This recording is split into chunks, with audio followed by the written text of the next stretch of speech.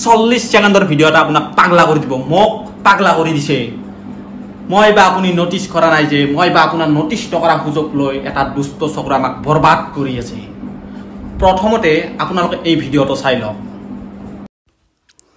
আপুনি বা মই আজিকালি সচৰাচৰ ঘৰত ৰন্ধন গেছ ব্যৱহাৰ কৰোঁ সিলিন্ডাৰ আকাৰত যিবিলাক গেছ আহে এলপিজি সেইবিলাক গেছ ব্যৱহাৰ কৰোঁ কিন্তু আমি বা আপুনি সেইবিলাক গেছ সঠিক মাপত আছে নে নাই সেইবিলাক সম্পূৰ্ণখিনি গেছ আছে নে নাই হেয়া আমি কেতিয়াও লক্ষ্য কৰা নাই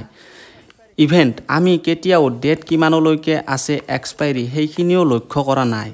কিন্তু এটা চক্ৰই কি কৰি আছে আপোনালোকে নিশ্চয় ভিডিওত প্ৰত্যক্ষ কৰিছে যে এটা চক্ৰয়ে সিলিন্ডাৰবিলাক যেতিয়া আমাৰ ঘৰলৈ ডেলিভাৰী কৰি দিয়ে বৰ্তমান সিস্টেমটো হয় কি প্ৰতিটো গ্যাস বুকিং কৰাৰ পিছত আমাৰ ঘৰলৈ ডেলিভাৰী কৰি দিয়া হয় ডেলিভাৰী কৰাৰ পাছত আপুনি নিজৰ ঘৰত নি গ্যাসটো লগায় সেই গ্যাসৰ পৰা আপুনি বিভিন্ন খোৱা খাদ্য ব্যৱহাৰ কৰে কিন্তু আপুনি আগত যিবিলাক সিলিন্ডাৰ গ্যাস ব্যৱহাৰ কৰিছিল এইবিলাক গ্যাস যদি আপোনাৰ দুমাহ গৈছিল এটা পৰিয়াল বৰ্তমান যদি আপুনি সেই একে সিলিন্ডাৰ গ্যাস ব্যৱহাৰ কৰে